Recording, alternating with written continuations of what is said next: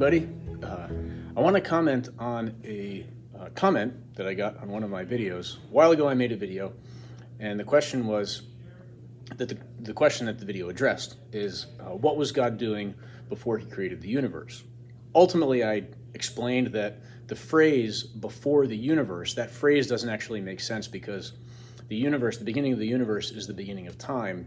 The word before refers to some other time, but you can't refer to a time where there is no time, like before the universe. So ultimately, the question itself doesn't make any sense.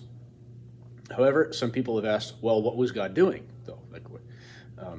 Again, to ask what was God doing before the universe doesn't make sense, but I can see the question is really asking, well, what does God do?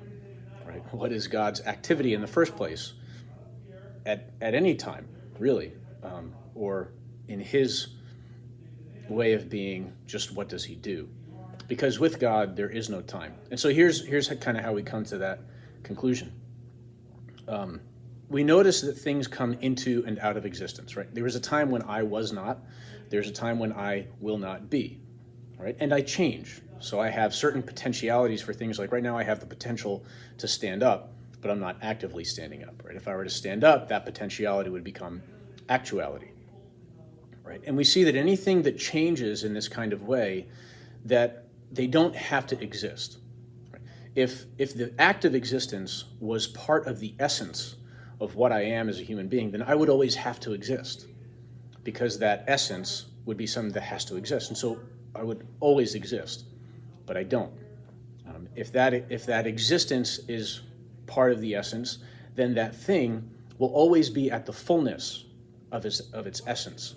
And there wouldn't be any coming to be, passing away, change in the thing, right? And so we see that everything that changes does not necessarily exist. Right? It doesn't exist of itself. And we look at the universe, the whole universe is that way. The whole universe itself is changing.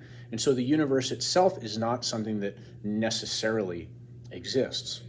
And so it's not possible for everything to be something that only possibly exists, right? There has to be something that necessarily exists, and that thing is God. And so God's essence and his existence are the same thing. God's essence is his own existence. He has fullness of existence, always. He doesn't come to pass away or come to be in any way. There's no potentiality turning into actuality and then back to potentiality. God is one single act of his own existence. That's why there's no time with God, because there's no change. Right? So there's no one moment and then another moment. So it's a mistake to think about creation as God existing in time, and then he decides to create the universe. Right? That's not how it works. The universe, the beginning of time, is the beginning of time. And for God, there's just one act of creation. Also, creation itself is not a part of God's essence. He doesn't have to create. His single act, what he does, is his own existence. And in that act of existence is the perfection of all the other perfections, like beauty and goodness and truth. So the question, well, what then does God do? He is. And that's it. So thanks for watching. Subscribe, share with your friends, and I'll see you next time.